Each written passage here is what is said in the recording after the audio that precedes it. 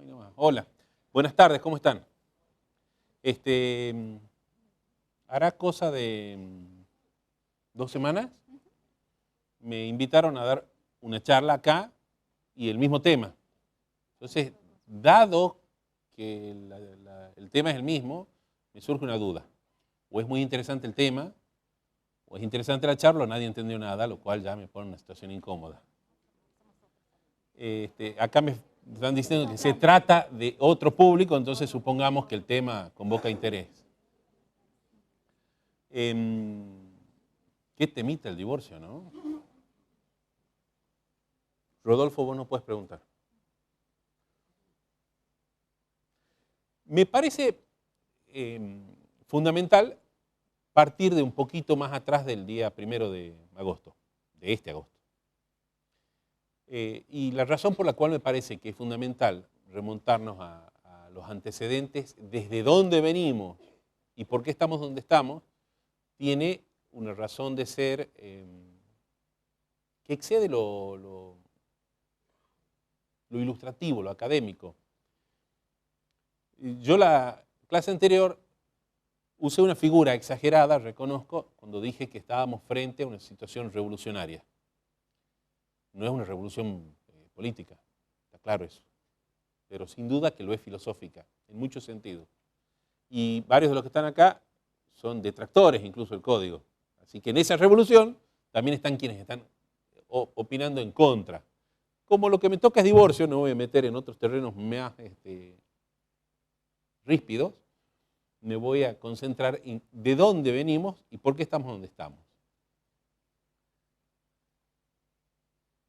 Todos conocemos que las leyes son conocidos por todos y son aplicables a todos. ¿Lo son o lo fueron siempre?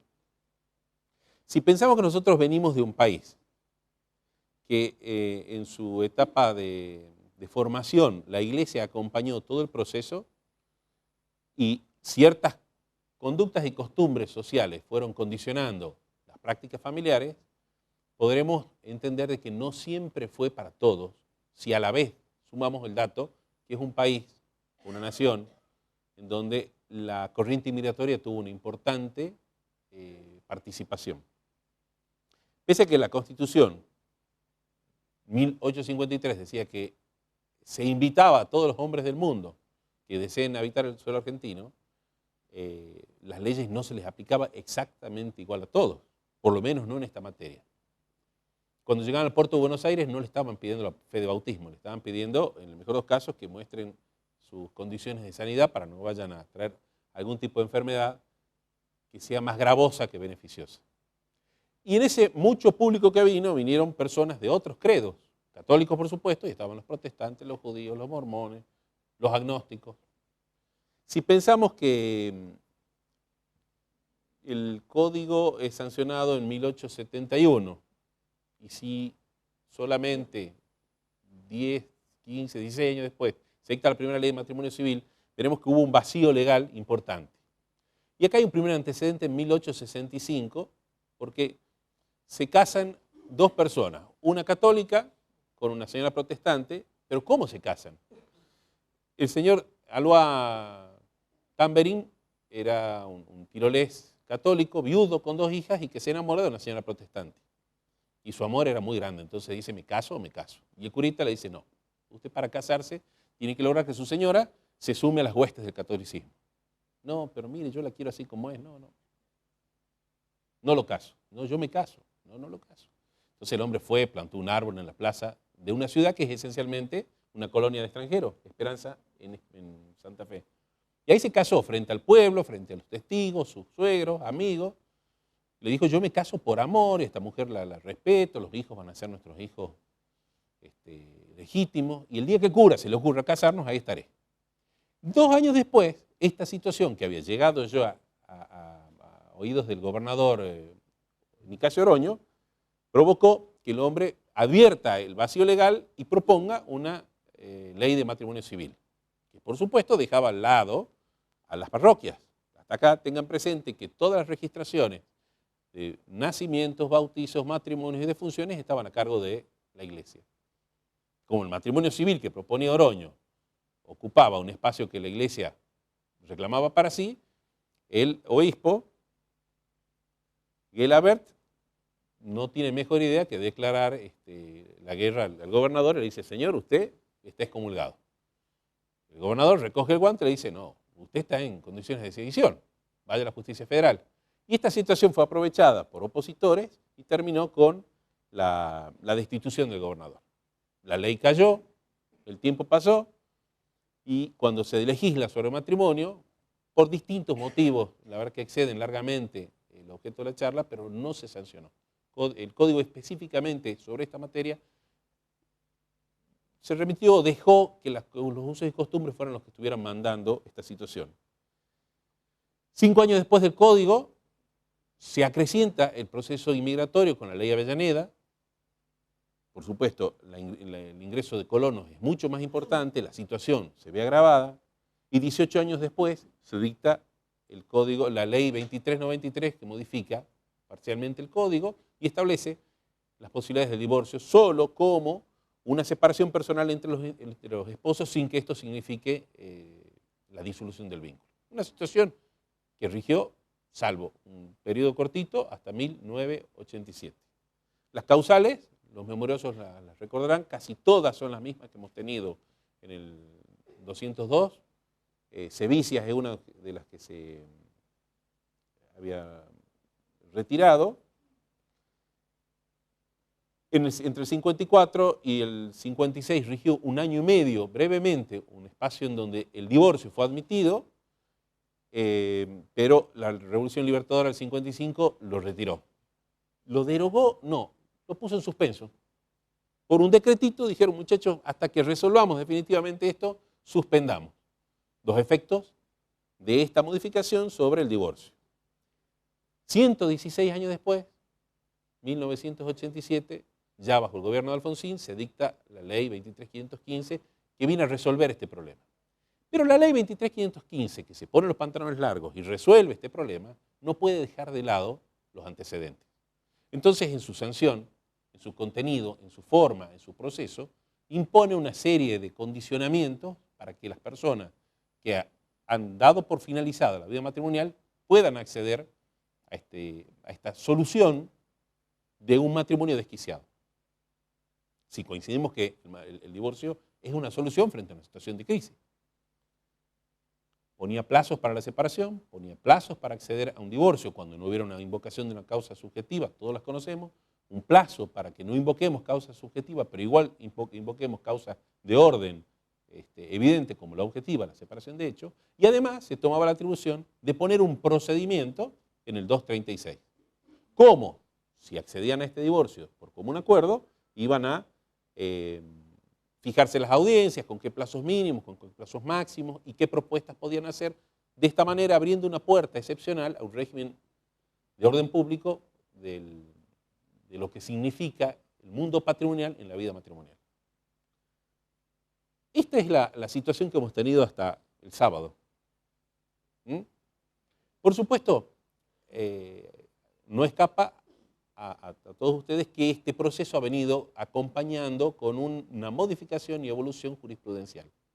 Antes de la 23.515 con el fallo de Cejián, después de la 23.515 con distintos pronunciamientos sobre las inconstitucionalidades, sea de los plazos que impone la ley para acceder al divorcio o los plazos que impone el procedimiento para acceder a la forma en que el código admitía como divorcio. 123 años después del Código Civil, se incorpora a la Constitución con la reforma de 1994 una serie de pactos o tratados de derechos internacionales que son esencialmente derechos humanos que hacen un quiebre, a mi modo de ver, por supuesto, en cuanto a cómo el país empieza a organizarse hacia adelante. Esta incorporación de los 10 pactos originarios que estaban en el inciso 22 del artículo 75 de la Constitución marcan una tendencia de la cual innegablemente vamos a tener que abrevar durante mucho tiempo con felicidad, porque estos pactos de derechos humanos han ido modificando un montón de institutos de la vida cotidiana, han ido reconociendo situaciones que han permitido poner en un plano de igualdad situaciones que estaban invisibilizadas, ocultadas, y ahí vamos. Y hoy, 144 años, ¿y cuántos días? ¿6? el nuevo código nos alumbra y nos genera un montón de inquietudes, un montón de dudas, algunos disgustos. En este resumen está esta evolución que he venido mencionando. ¿Cuáles son los principios que tiene el código que van a influir en todas las normas, pero que nosotros los vamos a especificar en la familia, en el derecho de familia y en esta visión que me toca a mí compartir con ustedes del divorcio? Primero, artículo 1. El artículo 1 al 3 tiene los principios rectores. Las fuentes de aplicación: Constitución Nacional, Tratados de Derechos Humanos y que la República sea parte. Las formas de interpretación de la ley no solamente es con sus palabras, sino finalidades y tratados de derechos humanos, de nuevo, poniendo sobre relieve esto que les mencionaba, la importancia que ocurre después de 1994. Y por supuesto, una norma que invoca o que impone al juez una decisión fundada en sus decisiones. Hay también un principio de igualdad, en donde ninguna de las normas puede romper este equilibrio de pares, de paridad, entre los miembros del matrimonio con prescindencia de cuál sea el rol que ocupen o la condición de vida o condición sexual.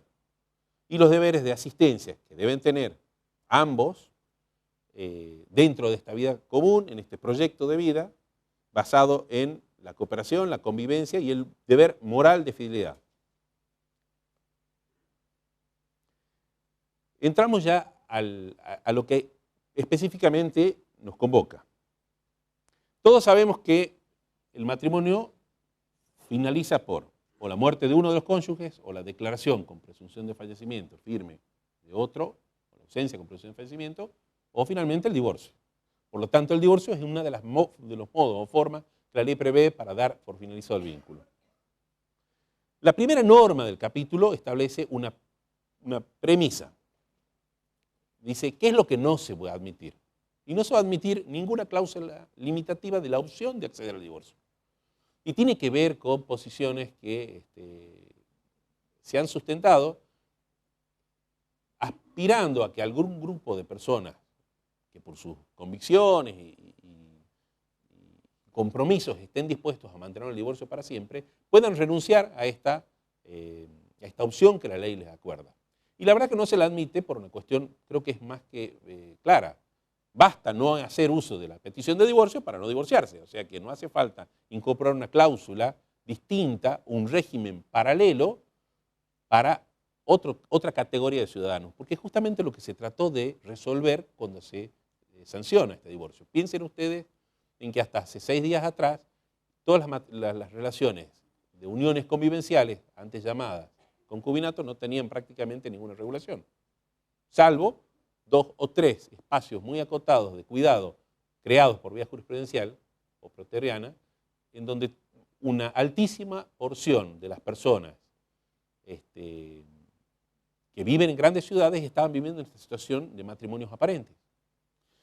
Estadísticamente Argentina es un país que de cada 2 matrimonios uno se divorcia.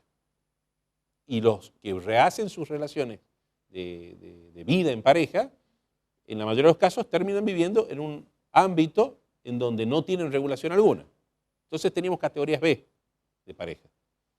Con esta nueva ley, esto se resuelve. Ahora, abrir la puerta y crear otra categoría para quienes no quieren divorciarse parece contrario al espíritu de la norma. El divorcio se decreta judicialmente a petición de uno o de ambos de los cónyuges. Yo que ya peino canas decía antes que para bailar hacían falta 2. Ya no. Ahora me quedo con para bailar el tango. Ahí ya no vamos a discutir. Para bailar tango hacen falta 2 y para estar casado también. Con que uno solo pida el divorcio alcanza. Y uso la palabra pedir, petición de divorcio, no demanda, porque eso es lo que prevé la próxima norma. El artículo 438 empieza en su redacción diciendo toda petición de divorcio, con lo cual está marcando que no se va a discutir, no se va a evaluar, no se va a cuestionar las razones que motivan al peticionante a acceder a este tipo de amparo judicial, y a continuación le impone un requisito. Debe acompañar, junto con esta petición, una propuesta que sea reguladora de los efectos derivados del matrimonio. Entonces, como está redactada la norma, este acompañamiento de esta propuesta termina siendo un requisito de admisibilidad. Yo en esto tomo posición. A mí me parece que la norma es sabia. ¿Por qué es sabia?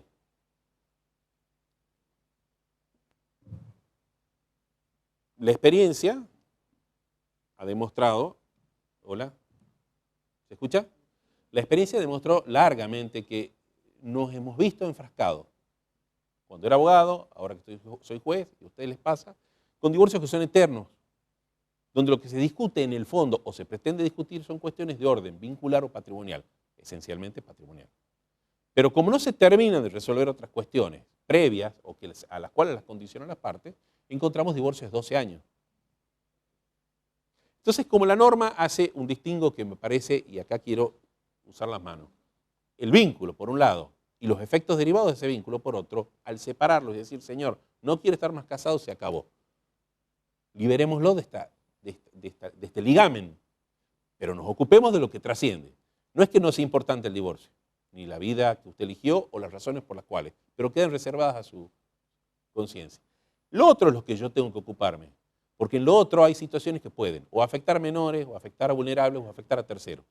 Entonces, al separar los efectos, al concentrarse en los efectos derivados de ese vínculo, que rápidamente voy a dar por agotado, es donde yo, como Estado, si bien retrocedo en esta cuestión de empezar a buscar las razones, indagar en la intimidad de ellos, es decir, no me meto y por lo tanto no atribuyo culpas o responsabilidades o busco causas, me concentro en lo que en definitiva va a ser lo que siempre va a merecer más atención.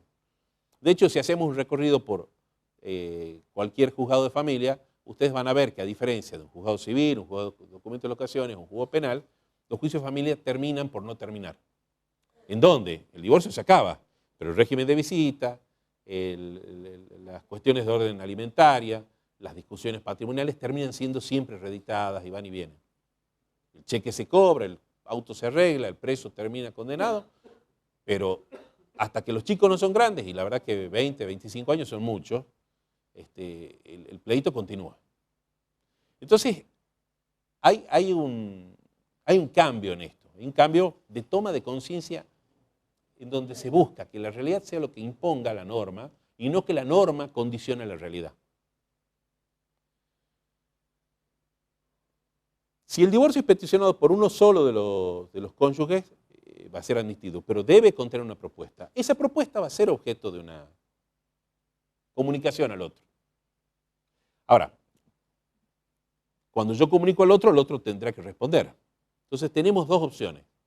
O que la petición la pidan ambos y hagan la propuesta ambos, con lo cual ya no tengo propuesta, tengo convenio. Si dos personas de común acuerdo vienen y me hacen una petición de divorcio acompañado de un convenio, que es muy similar a lo que ya tenemos en el 236, ¿ah? No cambia en esto. No voy a estar pensando en la necesidad de evaluarlo más allá de cuestiones que puedan, con toda evidencia, mostrar algún quiebre de situaciones de equidad.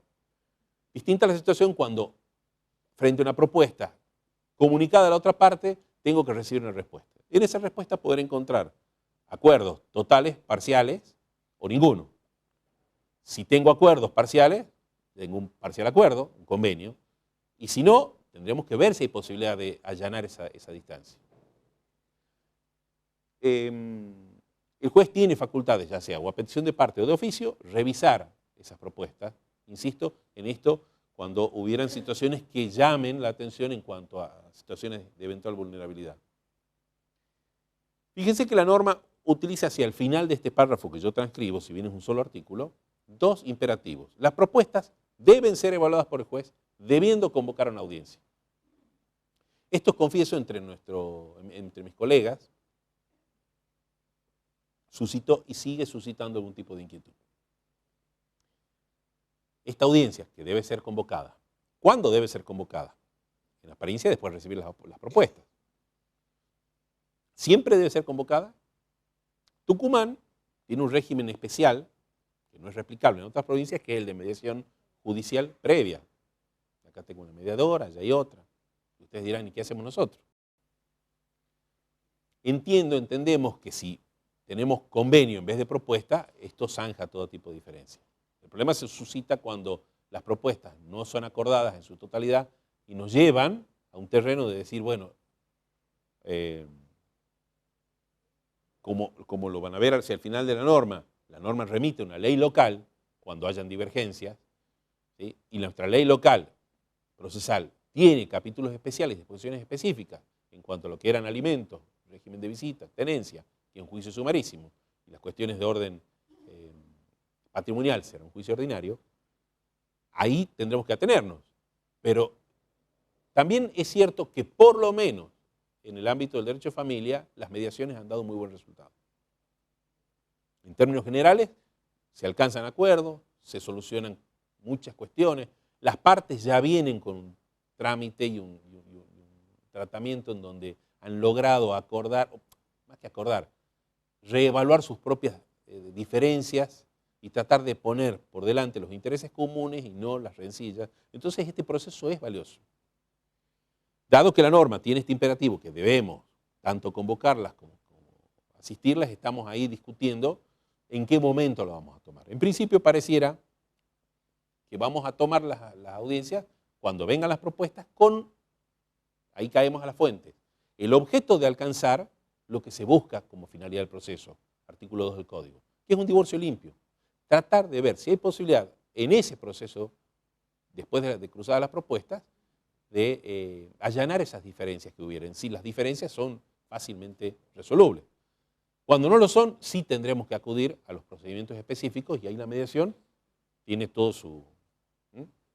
En ningún caso la divergencia de las cuestiones que son sometidas a propuestas y a conocimiento del juez va a suspender el trámite de la petición que da motivo a todo esto, que es la sentencia de divorcio. Ahora, está bien que ahí se quede la norma y no empiece a hurgar en cuestiones de orden local y procesal. Y todos dirán, che, ¿y cómo se pone en práctica? ¿Qué hacemos?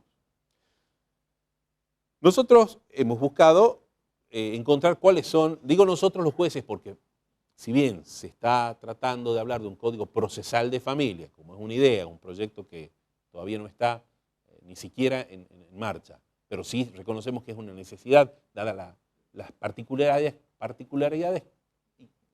esencialidades que tiene la materia que nos ocupa. Hemos visto y hemos revisado el código procesal para ver si tenemos normas suficientes que nos permitan resolver estas cuestiones. Hemos entendido que sí. Hay un principio general, el 275, que establece que todo procedimiento que no tenga un régimen específico va a regirse por un procedimiento ordinario. Esto tiene que ver con los traslados, con este intercambio de propuestas.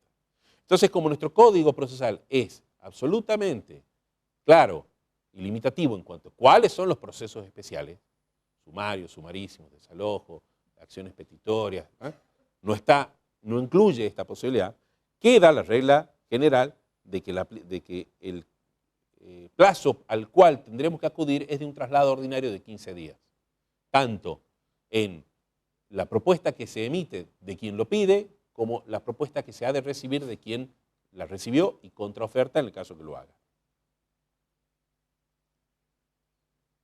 Una cuestión de orden práctica, ¿es necesaria la vista al agente fiscal como hasta acá hemos venido teniendo? Acá mi amigo Benjamín dice que no. Los agentes fiscales, hemos hablado con ellos, no saben. Tienen más dudas que yo y que vos. Sin embargo, la Ley Orgánica de Tribunales especifica cuáles son las funciones y en uno de sus apartados, concretamente, remite al artículo 392 del Código Procesal y refiere a aquellos casos donde haya necesidad de alterar el estado civil, modificación del estado civil. Y dado que es una rémora de este orden público que todavía le queda al Estado, nosotros hemos entendido que correspondía dar vista. Ahora, en los términos prácticos van a ver que este acompañamiento de las propuestas por un lado y el trámite que le vamos a imprimir a los procesos no van a significar una demora para nada en la resolución del divorcio mientras se cursan las notificaciones. Los que hoy han estado concurriendo a los juzgados y han hecho oficina habrán visto los primeros decretos que han salido. Hemos resuelto dictar una serie de providencias que ahora voy a compartir con ustedes, de oficio, dando primero un impulso, segundo, dando un mensaje, que es cómo es la aplicación, pero fundamentalmente buscando dar seguridad a los abogados y a los justiciables. Me parece que en el momento de transición es un deseo que todos tenemos. Entonces hemos encontrado en el universo de casos a cargo de los juzgados dos situaciones que podemos estratificar. Son los procesos contenciosos con prescindencia de cuáles son las causas por las cuales se accedió al proceso, sean ellas subjetivas u objetivas, o procesos de común acuerdo o presentación conjunta que carezcan de acuerdo, que no vengan en sus peticiones con los acuerdos a los cuales el 236 les habilitaba a los abogados a presentar. En estos casos nosotros, primero, hemos dejado claro que nuestro criterio es que la aplicación del código, según el artículo 7, es a partir del día de su entrada en vigencia. Reconoce eficacia temporal, las consecuencias y relaciones y situaciones jurídicas existentes. Entonces, ordenando el proceso, en los casos que hubiere, por cierto, alegatos o pruebas, se las incorpora al proceso sin ningún mérito de las pruebas. A los fines de la prosecución del trámite se procede a las partes, ya sean ellas en conjunto o cualquiera de ellas, a acompañar las propuestas que impone el 438 del Código y lo ponemos a la oficina a conocimiento de las partes, con lo cual evitamos tener que hacer cédulas de uno por uno de los juicios, que les juro que son muchos. Estamos hablando en promedio entre 800 y 1000 causas por juzgado. Eventualmente hay un cuarto punto, alguna petición que haya quedado pendiente, que resulte inoficiosa. El otro decreto marco que hemos armado, y esto, insisto, lo vamos a ver con más o menos detalles, exactamente los mismos 6 juzgados de familia, es el que refiere a los divorcios por presentación conjunta que vengan con el acuerdo. Como ya vienen con un acuerdo, nos pareció innecesario volver a pedir un acuerdo o ratificar un acuerdo que en la mayoría de los casos ya está dado.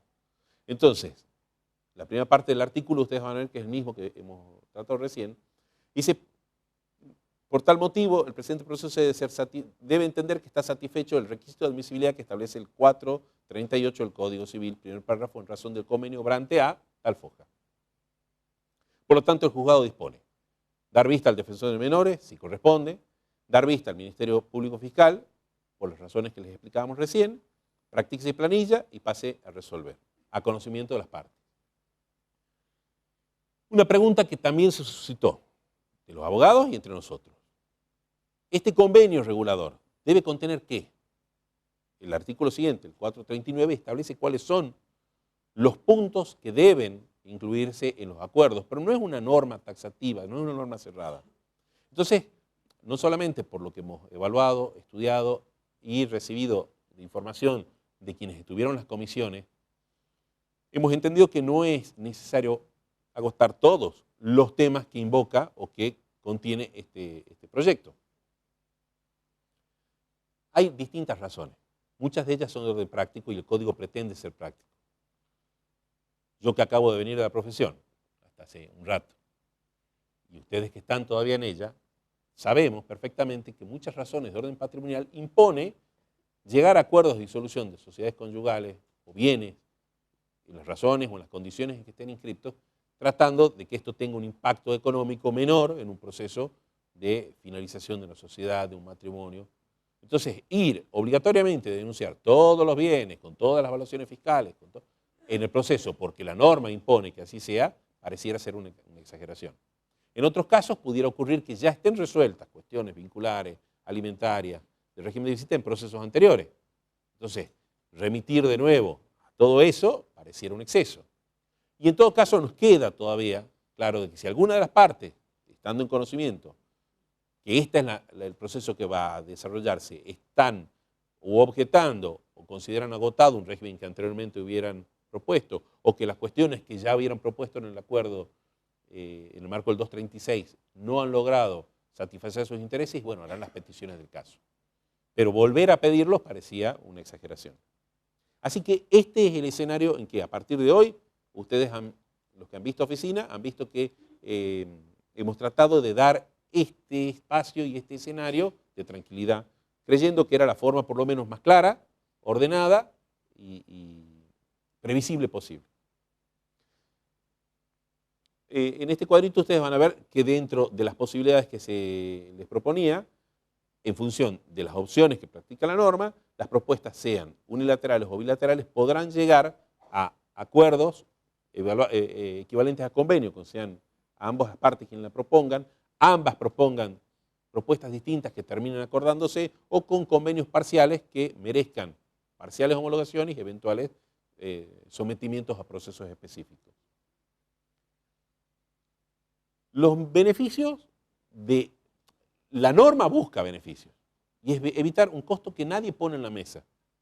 Normalmente cuando el cliente llega a la consulta con el abogado, incluso cuando llega al juzgado, no pone en la mesa un costo que no se mensura y es el emocional. Todos ponen el dinero. Cuánto más cuesta, cuántas consultas, cuántos honorarios, cuánto impuesto. Pero la verdad que el costo emocional es un costo mucho más oneroso y es un costo de largo plazo.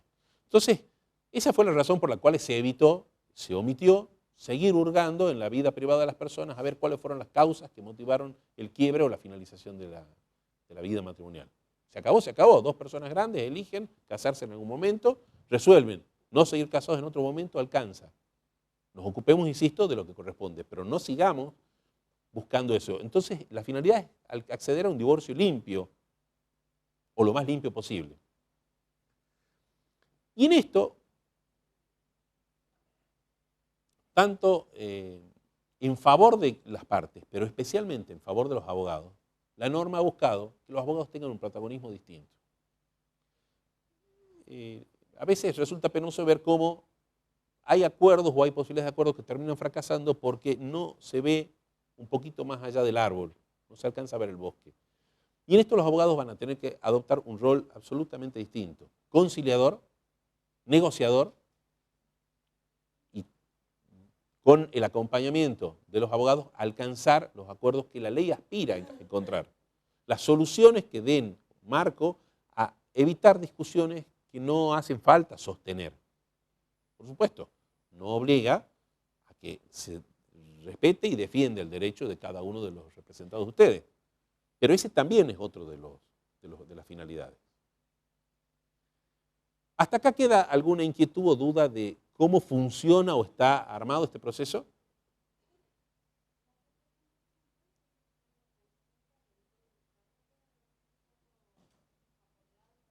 Entiendo que sí, cuando vengamos con una petición conjunta, con un acuerdo en común.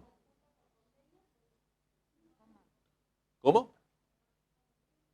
Como siempre fue. Lo que pasa es que antes teníamos el divorcio que empezaba contencioso por cualquier razón, subjetiva o objetiva. Se corría traslado a la demanda, venía la parte de la primera audiencia que imponía el artículo 38, venía muchas veces sin representación y en esa audiencia, ya sea porque hayan hablado antes o en ese momento, ese segundo litigante se suma a la representación del abogado. Me parece que esa situación ya no se va a dar en principio. O sea, se va a dar en tanto y en cuanto los abogados se comuniquen con quien va a ser el demandado y traten de allanar el camino. Pero no vamos a poder tener dos representaciones con intereses contrapuestos. Si no, entramos en una situación de prevaricato.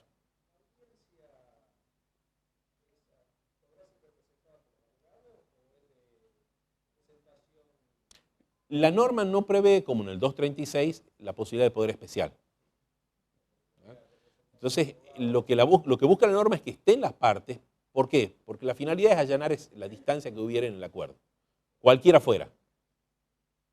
El juez se pretende que el juez esté en la audiencia con las partes y conozca de primera mano qué es lo que va a ocurrir. A ver, pensando en términos prácticos, si hoy van ustedes al juzgado y buscan que desarrollemos esta audiencia, yo hace rato vengo manteniendo una práctica. A los primeros con los que me entrevisto son con los abogados, para conocer qué tan lejos estamos de alcanzar un acuerdo. Si las distancias son insalvables, la verdad que tomar esa audiencia pareciera estéril. Además se va a enojar la doctora, le quita trabajo. ¿Cómo? No fija cantidad de audiencia en la norma. Yo creo que es una cuestión de orden práctico. Si yo advierto que voy a alcanzar algún acuerdo, o abrir un cuarto intermedio, fijar una audiencia. Pero si no veo que ese acuerdo vaya a ser posible, ningún sentido tiene. No, es obligatorio, pero no es del 38. porque la norma específicamente no es del 38, es del Código Civil. El 38 es el Código Procesal nuestro, es obligatoria tanto para el juez como para las partes. De a una, de a una.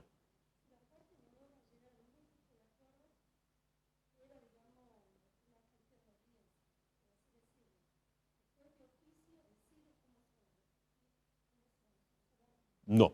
Si el juez no alcanza acuerdos con las partes y los abogados, si no hay acuerdo, no hay convenio, la misma norma, si al final de su párrafo dice que las cuestiones se van a discutir conforme a la ley local.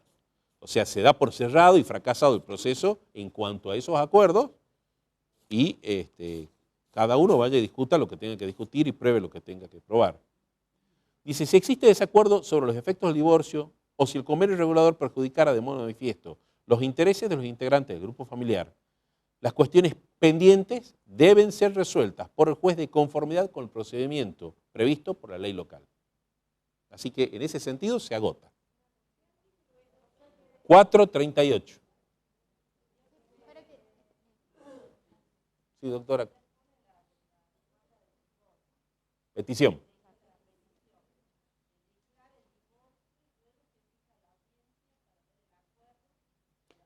Como usted ha visto, estamos haciendo, son 15 días de traslado. Nosotros vamos a dar vista al agente fiscal para que haga el control que tenga que hacer.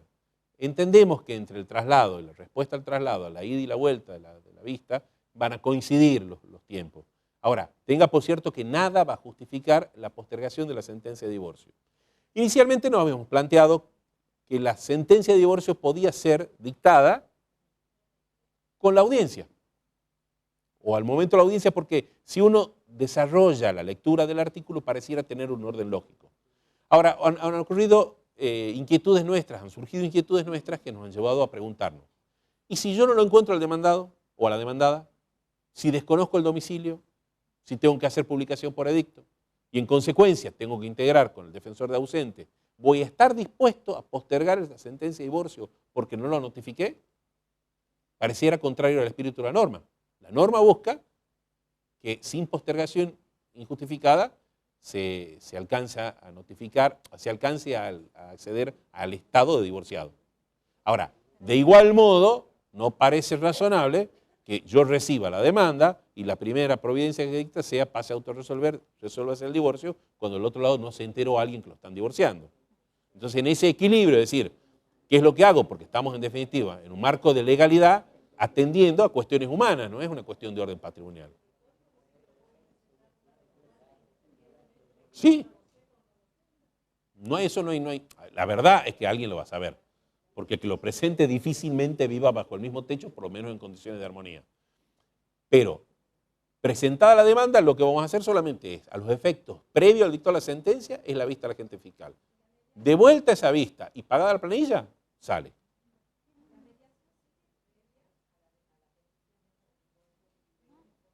La mediación hoy en el marco del 236 no existe, porque el que manda es el divorcio y las otras son cuestiones accesorias a la petición. Va a ser en algún sentido equivalente.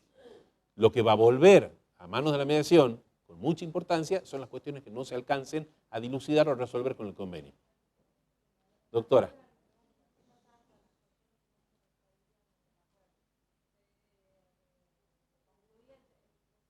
Se cierra el proceso.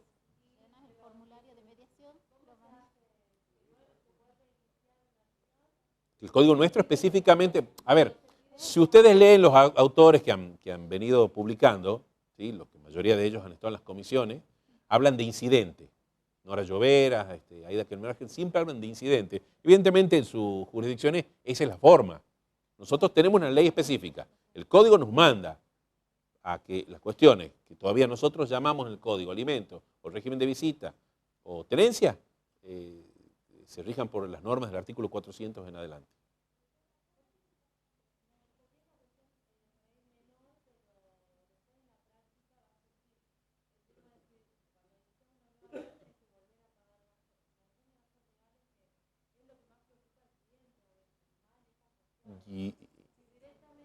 Doctora, bueno, y es lo mismo que ocurre hoy.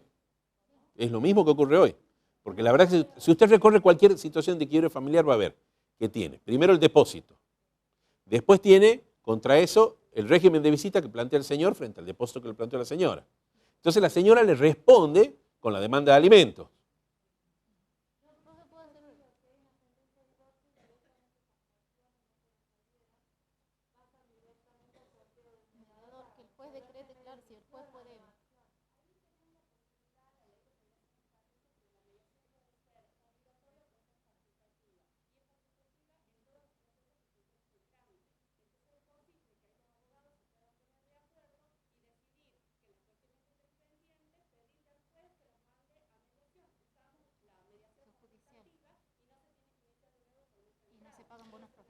Carolina, la verdad que eso va a ser un caso por caso. Cuando vos encuentres que hay una posibilidad, yo creo que se la va a usar, porque la finalidad es que el divorcio salga de la forma más limpia y con menos desgaste de las partes. Pero cuando las distancias sean tan importantes, no hay posibilidad, no hay razón para hacer eso. Sino es evitar cerrar un proceso cuya finalidad es entrar y salir lo antes posible.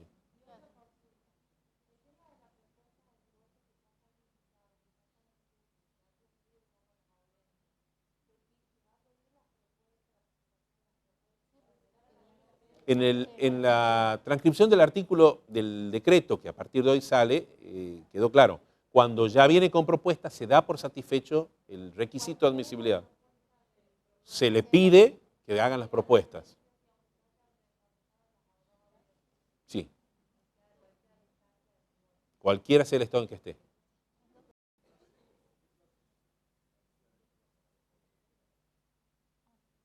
Si han visto los decretos no tienen plazo. ¿Por qué? Porque hemos puesto justamente en carga del abogado hacer la diligencia. Y bueno, si no lo hacen no lo mueven 6 meses, habrá caducidad.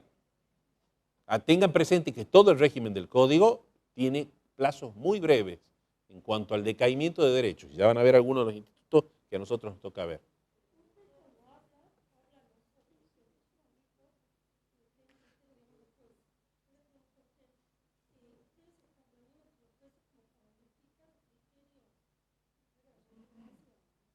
Lo hemos hecho. Por eso les digo que estos decretos que ustedes han visto hoy los han visto en todos los juzgados. Es el mismo decreto para todos. Y hemos aunado, hemos hecho concesiones, por supuesto, en cuanto a qué es lo que entendíamos como que debía hacerse. Hubo jueces que, insisto, tenían la vocación de dictar el divorcio con la primera providencia. Inicialmente alguna dijo, con el decreto lo divorcio, sin sentencia. O sea, ya la misma providencia admitía el divorcio.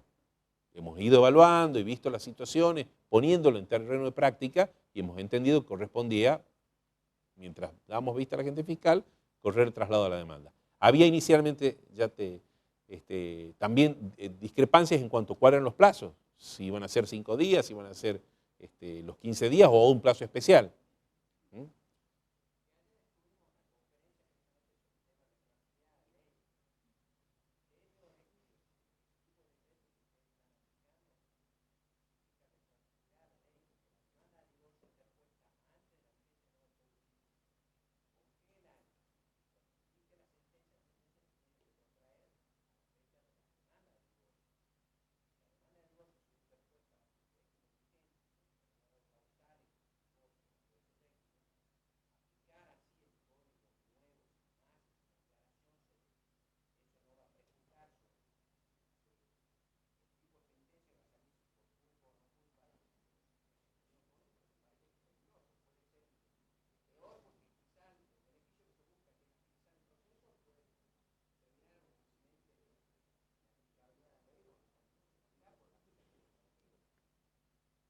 A ver,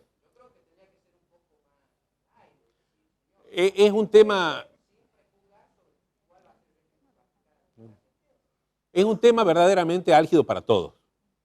Yo, sin pretender agotar ningún tipo de posición en esto, me permito solamente señalar 3 posiciones que creo que muestran el escenario de lo que hoy se está discutiendo. Una creo que es Rivera que la sostiene, que dice, apliquemos el código a partir de las situaciones nuevas. Todo lo que ocurre el 1 de agosto en adelante, aplicar nuevo código. Todo lo que es anterior, situación jurídica o relación jurídica existente, con la norma que quedó derogada. Hay una posición que creo que la resume un fallo de hará 4 meses, 5 meses de Trelew, Es un acuerdo de un fallo plenario. Es una sentencia que propugna que cuando ya haya dictado sentencia un juez de grado y deba ser revisado por el Tribunal de Alzada sí tenga que acudir a esta norma que quedó derogada, porque es en el marco que se discutió hasta la sentencia. Y está la posición, que entiendo yo, y es la que adoptamos nosotros, mayoritaria, que dado que el proceso no se agotó, es mudable. O sea, no hay sentencia firme ni está agotado, es alcanzado por el artículo 7. Ahora, la verdad que me tomé el trabajo de ver todas estas posiciones, y esta situación no es nueva. Pasó en 1968, porque si leemos el artículo 3 del código que se derogó y el artículo 7, es exactamente la misma norma. Y las situaciones ya han sido recorridas, agotadas y resueltas. Hemos entendido nosotros, cuando hablo nosotros estoy hablando de los 6 jueces de familia, hemos entendido, y lo hemos hablado con la Cámara, que había una primera necesidad, y es dar en esta transición un mensaje claro. Que no quiere decir que no estemos de acuerdo o que estemos de acuerdo, porque si no, no estaríamos en una materia como el derecho donde todo es opinable. Pero sí hemos buscado darle seguridad a las partes y a los abogados. Obviamente que los abogados van a tener todas las posibilidades de hacer los planteos de inconstitucionalidad o de las cuestiones que entiendan pertinentes, y el que va a resolver en última instancia será la Corte, sea local o federal.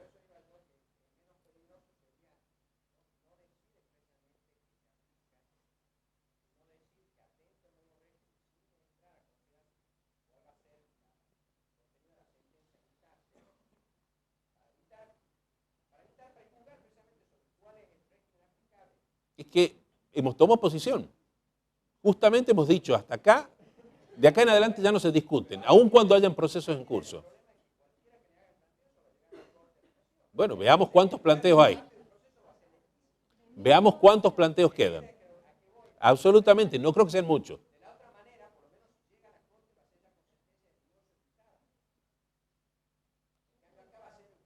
La norma dice que en ningún caso se van a suspender el dictado de la sentencia.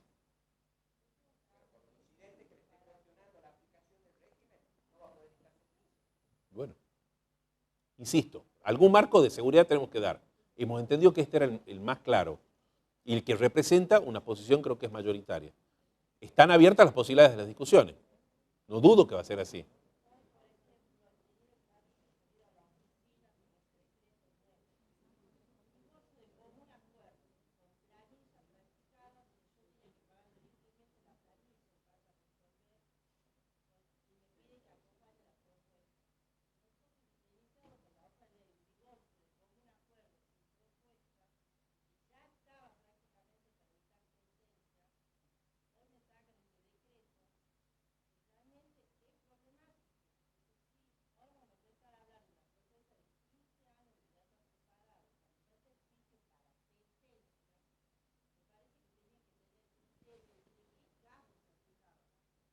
La norma no me permite tener ese criterio.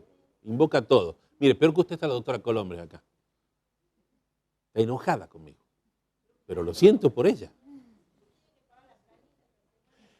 Le puedo asegurar que hemos hecho un esfuerzo muy importante, todos los juzgados, de tratar de resolver todos los juicios que teníamos en condiciones de sentencia. Los que no estaban en condiciones de sentencia han quedado donde estaban.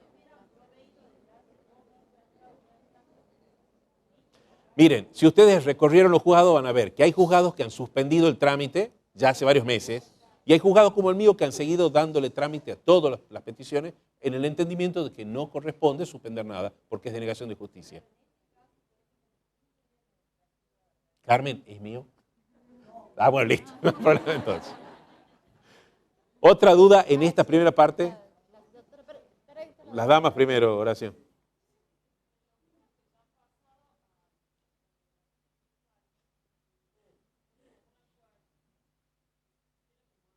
No, ya está emitido el dictamen. Por eso si correspondiere el defensor o si correspondiere el agente fiscal, lo hacemos. Si está agotado, también. Pasa que, permíteme Pedro, el tema de la recaratulación ha tenido que ver también, a ver, tribunales no es fácil moverlo. Esto supone que yo para mandar a recaratular tengo que tener aceitado un mecanismo interno en gestión judicial y en mesa de entradas para que esa carátula se haga. Lo hemos logrado hacer el viernes pasado recién. y hemos logrado que nosotros, los juzgados, seamos quienes hagamos las recaratulaciones. O sea que junto con este proceso lo vamos a hacer nosotros sin necesidad de tener que mandar el expediente a mesa de entrada.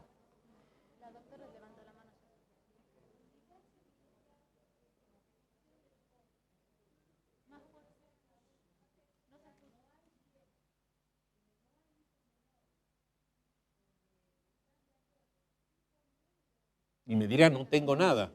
No tengo hijos, no tengo bien, tengo el helecho que se lo queda a él y nada más. Por eso les decía, discúlpame, por eso les decía, no me deben presentar sí o sí los 4 o 5 puntos que el artículo 439 manda. Me tienen que decir qué es lo que pueden o están en condiciones de proponer. ¿Mm? Y si no hay nada, no hay nada. Bien. Horacio, tu amigo.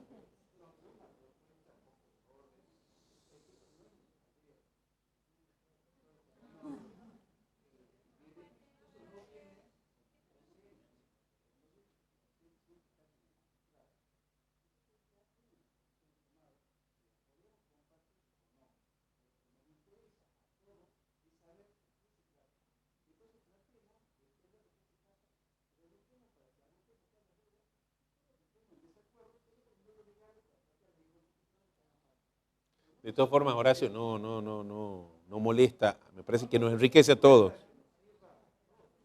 Nos enriquece. Pero bueno, yo quería dividir esto en dos partes. Esta primera parte, que es el 438, ver qué dudas hay, agotarlas, tratar de dejar lo más claro posible el panorama, antes de entrar a una segunda parte, que creo que es la que más va a preocupar en realidad, porque tiene que ver con este señalamiento de Benjamín y con la implicación de institutos que para nosotros son absolutamente ajenos. Pedro.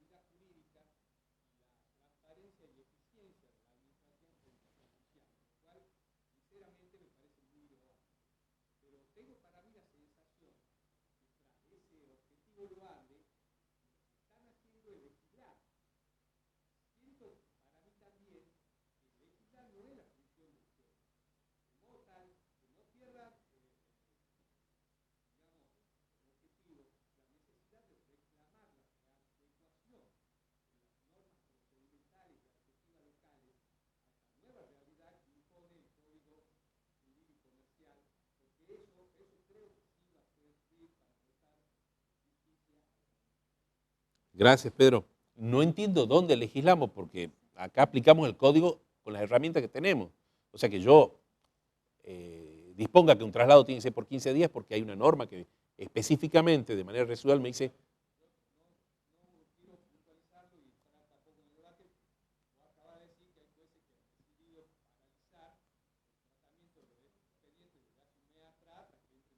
Sí, entiendo que los decretos con más o con menos detalle decían, ante la inminencia de la entrada en vigencia del Código Civil nuevo, se dispone a no dar curso a esta petición hasta tal fecha.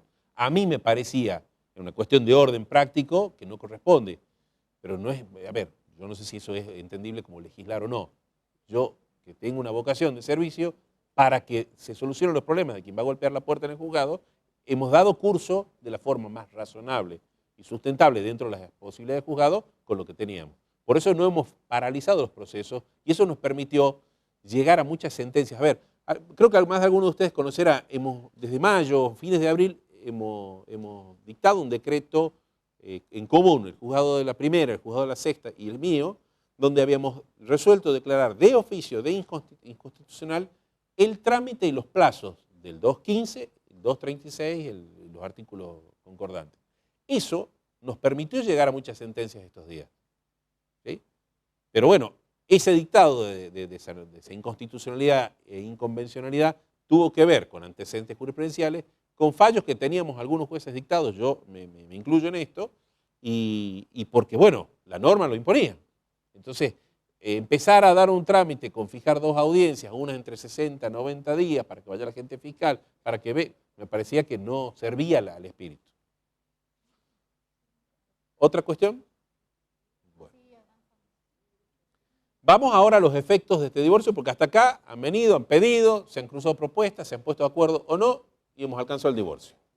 Nos vamos a concentrar entonces ahora en lo que la norma que continúa, el 439, impone. Los fundamentos, de nuevo, es un poco más, es reiterar un poco lo que ya venimos diciendo. Se pone por delante la autonomía de la voluntad. Se pide, se aspira a que las partes sean los artífices del proyecto de vida que ellos quieran tener. Lo han tenido antes de estar casados, lo han tenido durante la vigencia de su matrimonio y alcanzado el quiebre de la relación matrimonial, también tienen que ser artífices de una relación que los va a seguir manteniendo vinculados. Porque la verdad que los que se divorcian es el papá y la mamá, o el papá y el papá, o la mamá y la mamá. Pero si hay hijos, o si hay bienes, o si hay otras cuestiones que van a trascender esta sentencia, tendrán que ser organizados. Porque los hijos no se divorcian de los padres. Por lo menos, en términos generales, no. Más de uno sí lo han hecho, pero es práctico. Otra cuestión. Entender que el divorcio es el fracaso de un matrimonio me parece que es una mirada mezquina. Por lo que decía antes, el divorcio a veces es la solución de un matrimonio que se desquició. A veces es la única solución. Sostener, como dé lugar, un matrimonio, cuando ya no se llevan bien, cuando las situaciones dentro de la vida familiar son de tensión, de maltrato, me parece que no ayuda. Ahora sí me queda claro que hay dos fracasos. Hay lo que podemos llamar un fracaso y lo más grave es que ocurre el segundo fracaso. El primer fracaso es que, por las razones que hubieran sido, ese matrimonio en algún punto se agotó y han dicho hasta acá llegamos. Eso es lo que vemos. El segundo fracaso, a mi modo de ver, es peor que el primero. Y es cuando esperamos, como conducta de quien ya no es mi esposo o mi esposa, ¿sí?, que tenga, en la etapa que continúe, las conductas que no tuvo en la vida matrimonial. Ah, no me ve los chicos, no me pasa el alimento, me promete que viene y no viene. Entonces uno vive en la rémora de, ya va a ver, no le voy a dar a los chicos, como si fuera un objeto. Ah, ¿no me da los chicos? Venga, le deposito. Y ahí estamos, reeditando una y otra vez una pelea que no se agota nunca. La norma busca cambiar ese paradigma. Está claro que la norma no lo hace solo, pero por lo menos les ofrezcamos las herramientas a las partes y a los abogados para que ese camino sea recorrido en aras de encontrar la paz social, porque en definitiva es la finalidad de la norma. 439 establece cuáles son los temas que deben incluirse en el acuerdo regulador, el convenio regulador. Dice la norma, el convenio regulador debe contener cuestiones relativas a atribución de la vivienda, distribución de los bienes, las eventuales compensaciones económicas entre los cónyuges, el ejercicio de la responsabilidad parental y en especial las prestaciones alimentarias. El último párrafo, verán que abre la norma y dice, lo dispuesto en el párrafo anterior no impide que se propongan otras cuestiones de interés a los cónyuges. Una cuestión que llama la atención frente a la primera lectura es que la terminología cambia. Y en esto el código ha tenido un cambio importante en todos sus institutos de la terminología. Responsabilidad parental lo hemos cambiado por patria potestad. Las prestaciones alimentarias por los juicios de alimentos. No es solamente un cambio de terminología, también busca reconocer un cambio de mentalidad, de cambios sociales. Las cosas han ido cambiando. Yo pudiera abordar estas cuestiones suponiendo el mismo orden que propone la norma. Me parece que por una cuestión de tiempo ustedes pueden tener más interés en cuestiones que no conozcan, porque hay otras que sí ya la conocen. El alimento ya lo conocemos, ¿ah? O prestación alimentaria y responsable parental con las variables que estén. Me pareció interesante empezar con esta cuestión de las compensaciones económicas, que es una cosa para todos extraña. Por lo tanto, no tengo mucho que agregar. Sí que es, esto ya lo he dicho, que estas compensaciones son, por lo pronto, un instituto que se tomó del derecho español. Mucho hemos copiado del derecho español, el código lo hace, me incluyo. Así que, obviamente, la jurisprudencia será la que irá mandando. Pero la norma tiene ciertas pautas de claridad. Dice, el cónyuge a quien el divorcio produce un desequilibrio manifiesto, lo cual ya está poniendo la primera pauta de evaluación, que signifique un empeoramiento de la situación, y que tiene por causa adecuada el vínculo matrimonial y su ruptura, tiene derecho a una compensación. Desequilibrio manifiesto que provoca un empeoramiento que tenga la causa en la ruptura del matrimonio. Ese es el marco en donde se va a suscitar esta situación. ¿Y cuál es el caso? Dirán, sin ser sexista. Después se enojan las chicas. La mujer que es profesional y que... ¿Ah? No, ya me están mirando feo ya. La mujer que siendo profesional y empieza una vida matrimonial con su marido, con su esposa, y se distribuyen distintos roles. Una se queda a cuidar hijos, a planchar la ropa o a hacer lo que sea, y la otra, el otro, crece, se proyecta, se desarrolla social y profesionalmente, y 15, 20 años después se da cuenta que frente al quiebre de la relación matrimonial ya está grande, desactualizada y no tiene ingreso en un mercado laboral exigente y competitivo. Entonces, ese es el caso paradigmático de cuál es la posibilidad donde esta ruptura del matrimonio provoca un desequilibrio que tiene como causa originaria en la finalización del vínculo. La norma continúa expresando cómo puede ser esta compensación. Una prestación única, una renta por un tiempo determinado, o excepcionalmente por un plazo indeterminado. Es decir, como una excepción distinta. Sigue siendo abierta la norma, puede pagarse con dinero, con usufructo, bienes determinados o cualquier otro modo que acuerden las partes o que decida el juez. Obviamente, frente a una petición que no encuentre un acogimiento favorable del otro lado, habrá que ir a discutir con el buen juez qué es lo que vamos a hacer. Pobre tarea del juez. El 442 establece cuáles serán estas pautas. ¿Ah? No, la doctora Bendek me va a resolver todo. ¿Cuáles son las pautas sobre las cuales se tratará o se buscará encontrar esta solución? De la norma creo que lo más interesante hoy, por lo menos en una mirada rápida, es esta cuestión de cuál es el plazo de caducidad. Y acá el doctor López Abelía se va a enojar. Porque la norma dice 6 meses a partir de la sentencia firme. Y si la sentencia ha sido dictada hace 7 meses o un año atrás y la norma empieza a regir a partir del sábado 1 de agosto, ¿yo tendré derecho a reclamar esa compensación económica porque no había norma? Decir que no parece una injusticia. Decir que sí parece otra. Porque ¿por qué voy a aplicar un instituto cuando no existía y la situación está consolidada? Hasta acá es un camino abierto.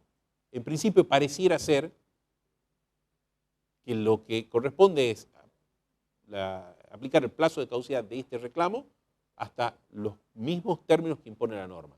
Pero de cualquier manera, si nosotros no compartiéramos el principio del artículo 7, ¿sí?, ahí la situación pareciera variar. Dado que hemos fijado una posición y hemos establecido que a nuestro modo de ver y entender el artículo 7 es válido, los 6 meses se cuentan desde la sentencia firme en adelante. A modo de resumen, el desequilibrio debe ser manifiesto, que implique un empeoramiento y que la causa de ese empeoramiento sea la ruptura del matrimonio. No es alimento, por lo tanto no requiere acreditar necesidad. No es indemnizatoria, porque no busca establecer culpas o reponer una situación anterior y no busca igualar patrimonios. Mucho más de esto no puedo agregar. No lo conocemos, no lo hemos aplicado hasta acá. Segundo día en donde son 4 días de vigencia del código, no se planteó, ya llegará. Creo que en esto todos vamos a aprender juntos. La otra cuestión que fijaba el 439 eran las cuestiones de orden alimentario. No estamos hablando de los alimentos de los hijos, porque es una cuestión que ya la conocemos. Estamos hablando de alimentos entre cónyuges. Estamos hablando de los alimentos que antes se discutían si correspondían no reclamar e invocamos el 198. La norma hace algún tipo de precisiones a los fines de dejar zanjadas cuestiones que estaban en disputa. Los alimentos posteriores al divorcio. Las prestaciones alimentarias pueden ser fijadas aún después del divorcio. casos. A favor de quien padece una enfermedad grave preexistente al divorcio que le impide autosustentarse. Si el alimentante fallece, la obligación se transmite a sus herederos. Este es otro principio que influye el Código. La solidaridad, junto con la autonomía y libertad y la aplicación de los derechos humanos, es otra de las normas que va atravesando permanentemente la nueva norma.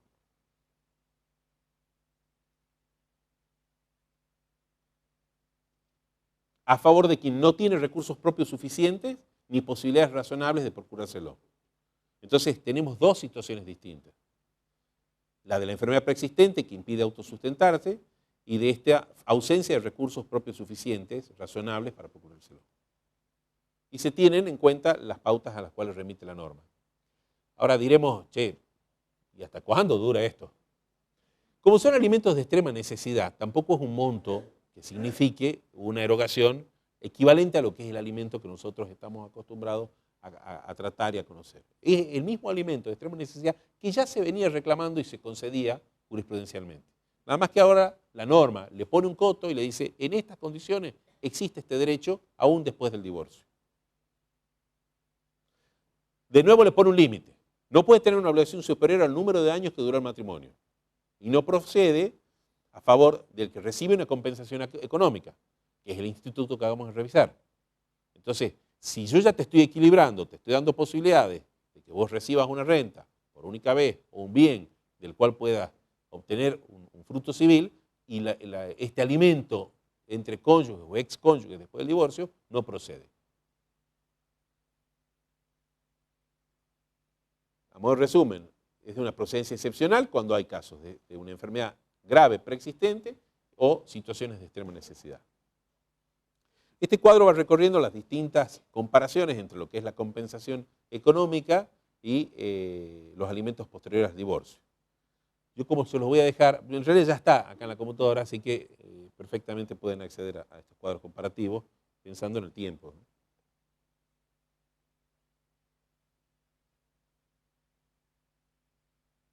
Otro de los temas que genera inquietud es la atribución del uso de la vivienda. El 443 aborda este tema y fija cuáles son las pautas para este acceso a la vivienda. Uno de los cónyuges puede pedir la atribución de la vivienda familiar, sea el inmueble propio o de cualquiera de los cónyuges o ganancial. Tres situaciones: propio, ganancial o en condominio.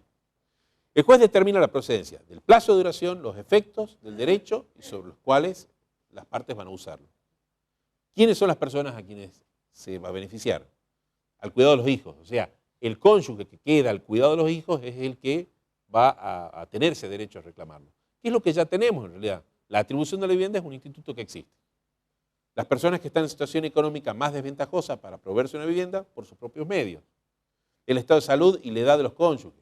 Los intereses de las otras personas que integran el grupo familiar. Los efectos son los que establece esta norma, 444. A petición de la parte interesada, el juez puede establecer o una renta compensatoria por el uso del inmueble a favor del cónyuge que no se le atribuye la vivienda, que es lo que ya conocemos como canon locativo. Que el inmueble no sea enajenado sin el acuerdo expreso de ambos, cuestión que ya estaba resuelta jurisprudencialmente. Se fijaban pautas, se fijaban plazos, hasta que los chicos sean mayores de edad, hasta que terminen de estudiar. La norma solamente toma lo que jurisprudencialmente estaba reconocido y lo pone en letra. Que el inmueble ganancial o propio en condominio, los cónyuges no sean partidos ni liquidados. La decisión produce efectos frente a terceros a partir de su inscripción registral, que es otra cuestión. La verdad que acá nos está faltando un escribano, porque en esto de las inscripciones registrales, ya sea en el registro inmobiliario o en el registro civil, va a haber tela para cortar para el rato. Los pactos de convivencia, los efectos de la sentencia.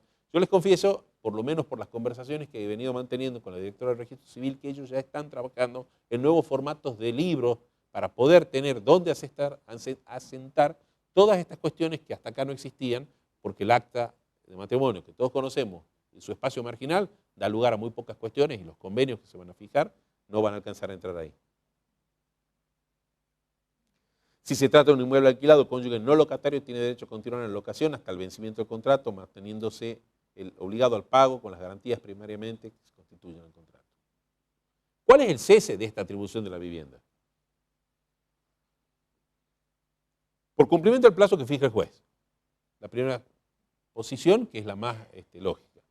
Por cambio de las circunstancias que se tuvieron en cuenta a los momentos de la fijación. O sea, cuando yo dije, yo me retiro y mi señora queda a cargo de los chicos, ella queda con la casa. Ahora, si la señora se va, o los chicos quieren que yo venga, o hay maltrato, o cualquiera sea las situaciones, y se invierte la situación, la atribución de la vivienda queda invertida.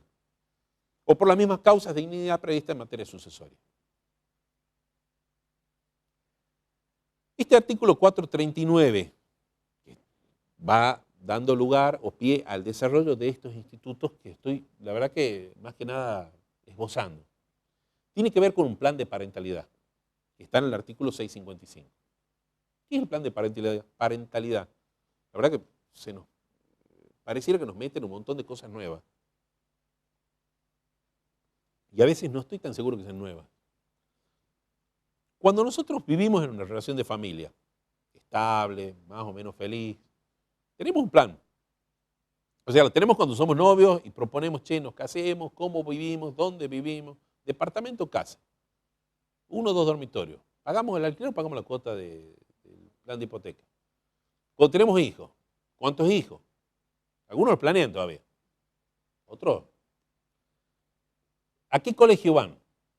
Quiero que sea católico, quiero que sea laico, quiero que sea universitario. ¿Cómo va a ser el rol que vamos a ocupar en la vida?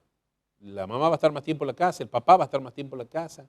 Va a haber un doble estándar de decisiones revisables con el papá y la mamá. Porque ocurre, andá, ya le voy a decir a tu papá qué es lo que no has hecho. Entonces va a enviar de apelación al padre. Cuando llega tarde, 10, 10 y media de la noche, entonces el padre ya en vez de venir feliz, viene a empezar a bajar la línea. O están en total desacuerdo. Yo quiero que haga esto y el padre todo permisivo le dice, no, déjalo, que los chicos no se bañen, que están con olor a pata espantoso en la cama. Eso es una forma de vida, es un plan. Ahora, si uno lo tiene durante la vida del vínculo, ¿por qué no aspirar a tenerlo también después?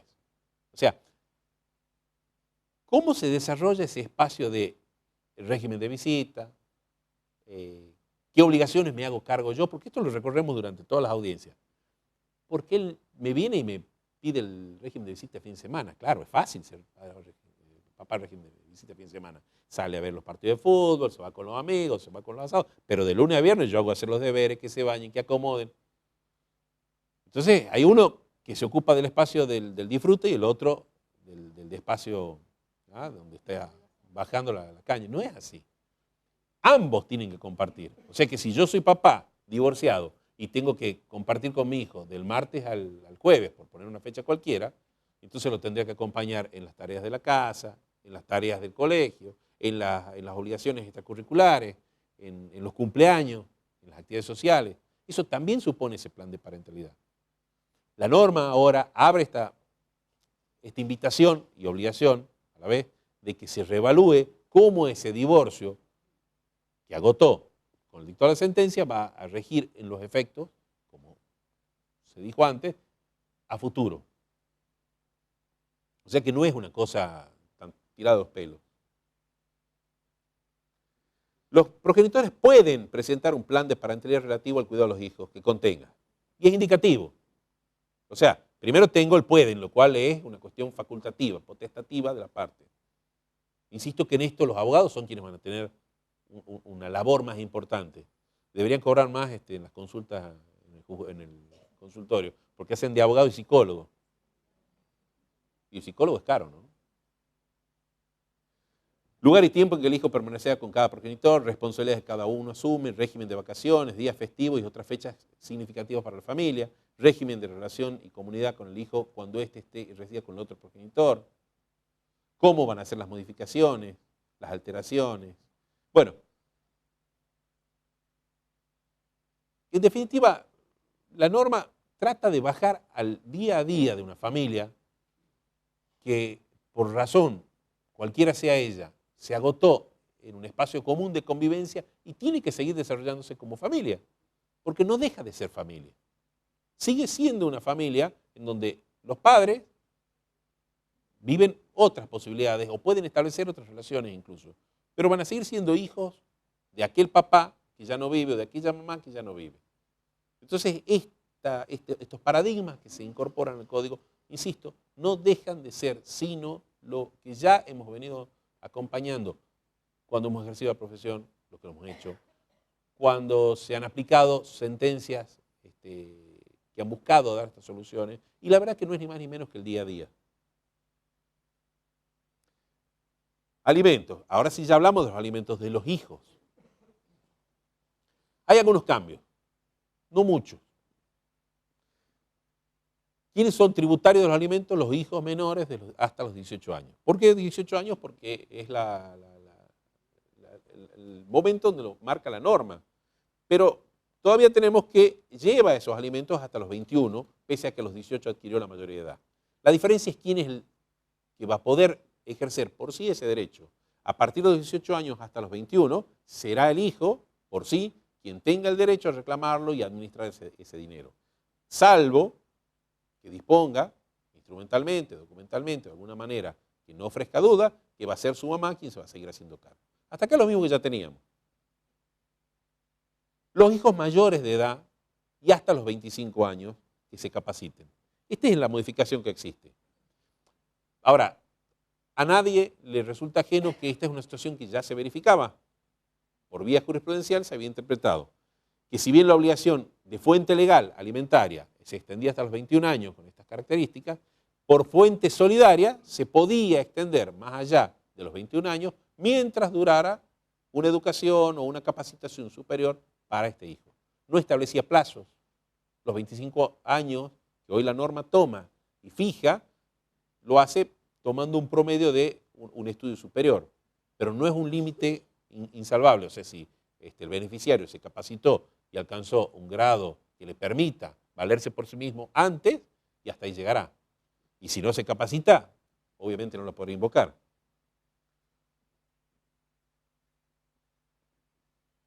Pero sí fija el plazo máximo, que son los 25. O sea que si este buen estudiante pasó de una carrera de grado, después una de posgrado y otra de estudios superiores y sigue sin trabajar, y bueno, mi amigo, ahí tenemos un límite. Puede ser solicitada por el hijo o el progenitor con el cual convive y debe acreditarse la viabilidad del pedido, por lo tanto tiene que estar acreditando la condición de que se está capacitando y estudiando. Esto creo que ofrece algunas inquietudes. ¿Qué es estar estudiando? ¿Inscribirse? Voy a la facultad y me inscribo. Todos los años tengo todas las materias cursadas, pero no aprobé una. 2 materias. Si el plan exige 4, y yo creo que estudiar y responder a este esfuerzo que está haciendo un padre o madre, tiene que acompañarse con que vaya al día con la carrera y no con regularidad. Porque regularidad y el cumplimiento específico de la norma no es necesariamente lo mismo. Yo puedo ser un alumno regular y tener 20 materias pendientes del dictado de ser rendida, con el riesgo de ir perdiendo la regularidad y tengo que volver a cursarla. Ahora, lo curioso es que lo puede pedir el progenitor. No solamente el hijo ya mayor de edad, sino además el progenitor. A mí me surge una duda. ¿Y con qué atribución? ¿Lo va a pedir ante el juez? El juez tendrá que decirle, venga usted, hijo, y ratifique. ¿No parece en esto la norma acompañar el principio de la autonomía progresiva que viene pregonando?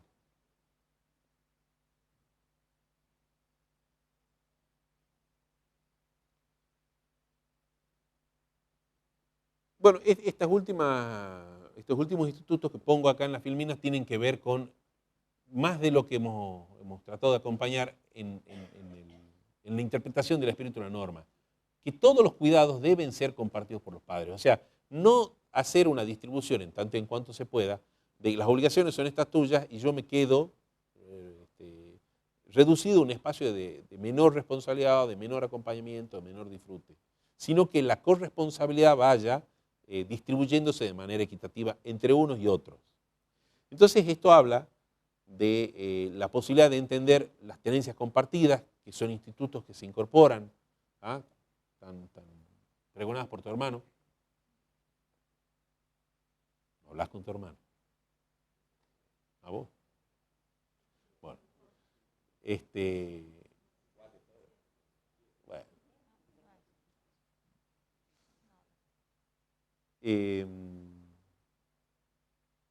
Y un temita que no es menor. ¿Cuál rol le cabe ocupar al padre de una familia ensamblada? El progenitor afín. O sea, ¿cuál es el rol que va a tener en la familia, en mi familia, mis hijos que viven con el nuevo marido de mi ex esposa?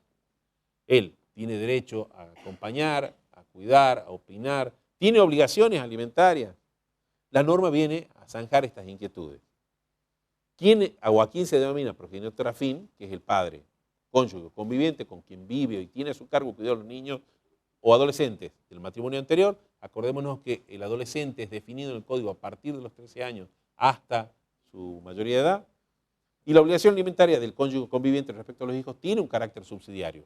O sea, no es que yo de buenas a primeras voy a imponerle el cumplimiento de una obligación, sino que subsidiariamente frente a la falta de posibilidad de cumplimiento de quien está en primer orden obligado, podrá ser reclamado este alimento. Bueno, esto va a ofrecer la implementación del código, el conocimiento de los escenarios que se van a presentar, nos van a ofrecer muchas inquietudes a todos. Yo creo que estas inquietudes son una oportunidad. Estas posibilidades nos dejan, nos ubican, nos sitúan en un buen momento. Históricamente hacemos historia, de uno o del otro lado del mostrador. Así que estamos, a mi modo de ver, en el mejor momento y en el mejor lugar. Muchas gracias.